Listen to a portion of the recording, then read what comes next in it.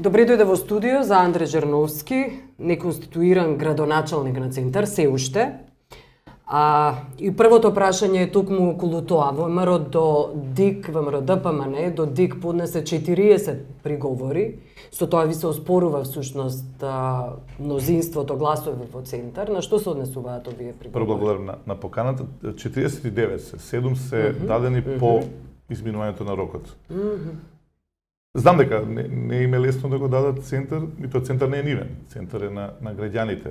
Очекував вакво сценарио, на крајот на куштата тоа го гледавме во првиот круг, меѓутоа забелешките се од таква природа не можат да влијат врз тоа да се донесе дефинитивна одлука за некакво прегласување. Знам, имам информации дека мотивот или еден од двата мотива за овие жалби е да се остави доволен простор помеѓу другото да се инсталират овие така наречени споменици кои што ги видовме за жал по изборната ноќ. А што станува со инсталирањето на новите жители од Пустец? Јас кажав дека за тоа ќе се одговара. Тоа е дело што не старе. Кој ќе одговара? Ќе одговара тој што е на чело на Министерството за внатрешни работи. Точно е дека Државната изборна комисија го ажурира избирачкиот список, но МВР, институцијата што издава лични карти, има премногу докази, на крајот на игриштата тие се дадени во еден ден, на иста адреса, јавноста беше сведок, помеѓу другото и благодарејќи на вашата телевизија, за тоа кој гласаше, луѓе што ниту знаат каде живеат, ниту знаат кој е кандидат и така натаму, и нема дилема дека за ова и мора да се одговара, затоа што ако ова отиде неказнато, утре некоја друга власт ќе го направи истото.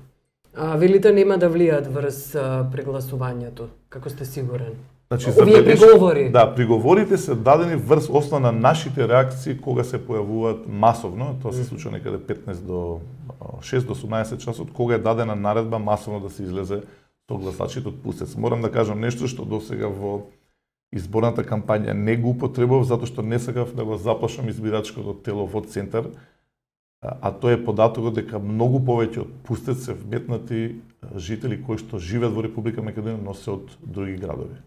Така да, сега можам слободно да го кажам тоа, не беше само Пустец, огромна бројка. Мислам дека вкупно се работи некаде за 600 и нешто. 600.000? Не, 600 и нешто гласачи се, дел се од Пустец, но многу поголем дел всушност се од Свети Николи, од Кавадарци, од Газибаба и така натаму. Јас го имам списокот и можеме Можна ли да има и други списоци? Не, тоа се луѓе кои што се вметнати во последен момент во избирачкиот список во Центар.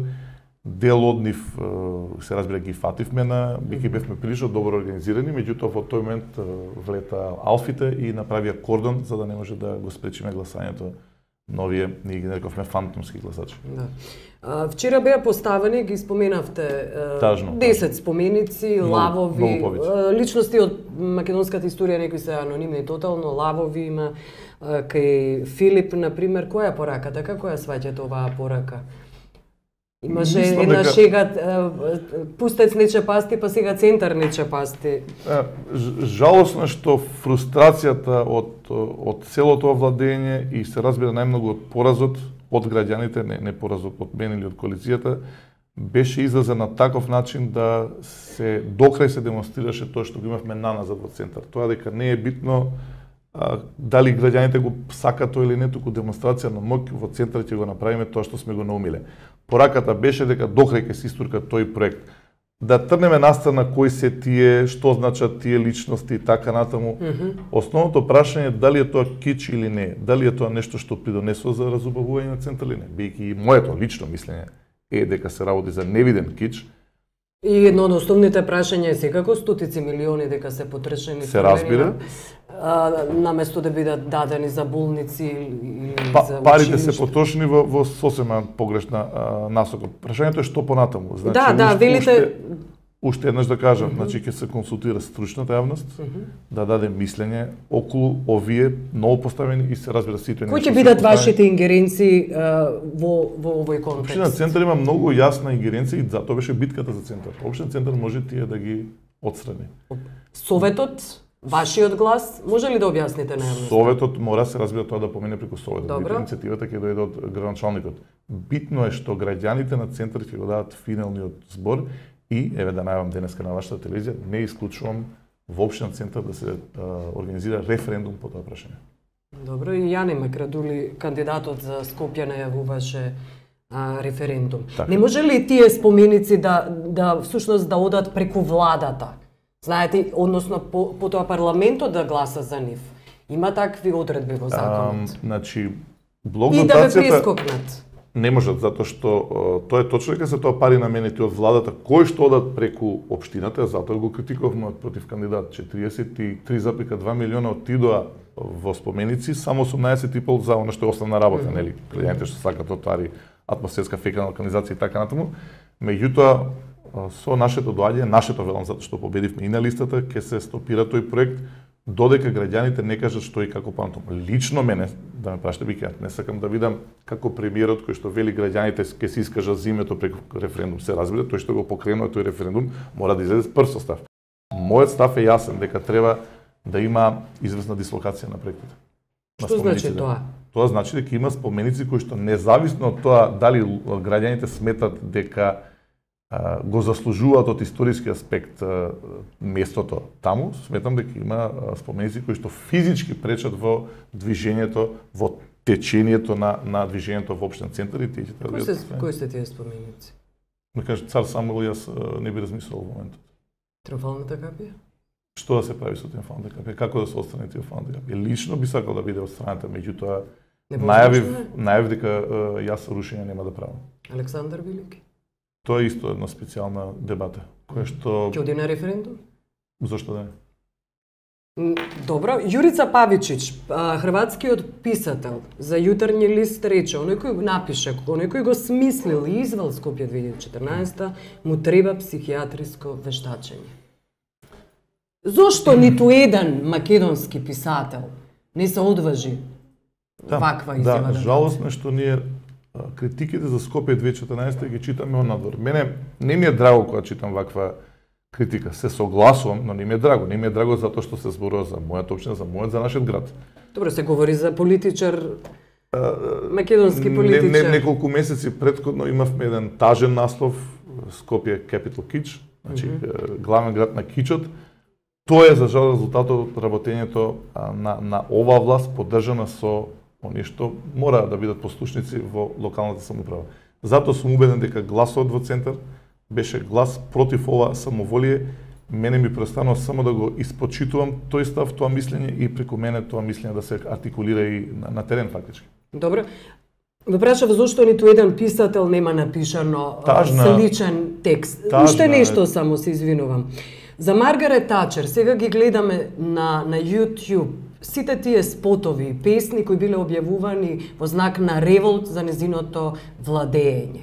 Ниту една песна, ниту еден текст, ниту еден автор не сме виделе. Тажна е состојбата со интелектуалците во Македонија, начинот на кој што се врши притисок врз нив, начинот на кој што се купува ставот, но не ги правдам. Ако ние немаме во Македонија интелектуалци кои што ќе бидат носители на еден критички осврт, не на оваа влада, на било која влада, кои што отворено ќе кажат ова е кич, ова што го направи оваа влада е лошо, ова што го направи Женовски Андрей како гранчалник е многу лошо. Тогаш ние немаме една мислечка сила која што ќе со својот остар тон, со својата прецизна анализа, ќе може да прави корекција на ние кои што сме од страна на политиката, односно од страна на локалната самоуправа. За жал состојбата е таква, да се надеваме дека и оваа победа во центар ќе успее да го слободи тој дух. Пак велам, јас прв сакам, ако проектот што планирам да го направам не чини, да има критички осврт од таа јавност. Добро. Ивица Боцевски, поранишниот вице-премиер за евроинтеграција, кој сега е во вашата либерал-демократска партија, на Фејсбук во една дискусија кажа дека тој е прилично против оваа коалиција со СДСМ, благодарејќи на која веројатно и победивте вие. Што треба да одговорам за неговиот став? Да. Тоа е став на еден член на ЛДП, член кој што одаде оставка, го разбирам тоа затоа што беше изолиран во тој негов став. Од сите функции во партијата, зборам за извршните функции и таков негов став, според мене и добре дојден. Јас сакам да бидам претседател на партија која што, како што зборувавме за интелектуалците, да има и луѓе членови кои што нема безпоговорно да се согласуваат со ставот на претседателот или раководството. Го почитувам тој негов став, тој став останува малцинство, како и секој има право во Либерално-демократската партија да лобира за својот став, да се бори за својот став, но на крај правиме договор. Ставот на мнозинството треба сите да го почитуваме. Добро. Едно од реков дека благодарејќи, веројатно благодарејќи на таа коалиција со СДСМ станавте градоначалник, но една од највозбудливите моменти всушност во оваа кампања беа реакциите на Твитер за црната кампања што ВМРО ја водеше против вас. Имам извадено, Жерновски вратил касета во видеотека, непремотана, не еднаш, два пати.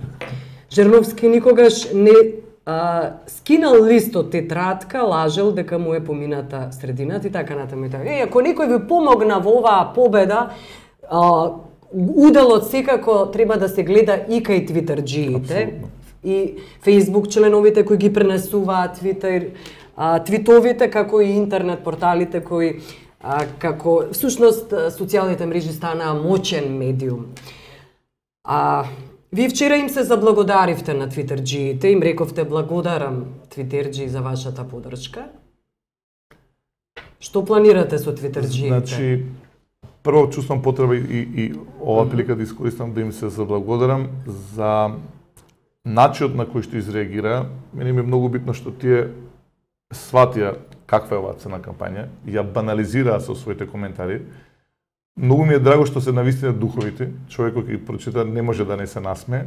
Меѓутоа, најдраго од се ми е што преку тие нивни реакции самите себеци се поставија релевантни во ово општество. И сметам дека од сега натаму секој мора сериозно да ја доживее таа Твитер заедница. Зборувавме или претходно из интернет. Како и секаде во свет, да. Како и секаде во светот и ми е драго што според мене тој еден интелектуален крем кој што одлучи да се впушти и кој што треба да и коментира сите општествени случаи, политички и така натаму, и не само политички, ми е драго што со оваа реакција самите себеци се поставија како многу битен сегмент во нашето општество. Сега се разбира, внимавам да не биде тоа мое заблагодарување погрешно сватено, ниту имам намера да го злоупотребам тоа, напротив, свесен сум и ми беа упатени јасни пораки од нив дека секоја моја грешка ќе биде исто така искоментирана на духовит начин и нека. И така треба да биде. На крајот на криштата најдраго ми е што има млади луѓе кои што се толку духовити, толку спремни и оштроумни и оштри на јазик ако сакате во својата критика, да некако ми се враќа и мене надежта дека сепак во Македонија има еден сегмент кој што не е отиден надвор, не изумира, туку напротив се развива и се разбира победата во голема мера им ја должам нив, а стојам на располагање освен за пофалби и за критики. Еден твит за вас да кажете. Мене беше многу духови твитот дека Анде Женовски ја искривил крива паланка. И исто дека Анде Женовски е виден заедно со Чак Мориц во Пустец. Исклучително битна беше нивната реакција. Знам ВМРО да помне како се повлече после тоа, но битно е нека они бидат совеста или нека бидат онаа заедница која што јасно и гласно ќе го искритикува позитивно или негативно чекорот што го прават политичарите и така натаму. Добро, јас благодарам за овој интервју. Ви благодарам на поканата.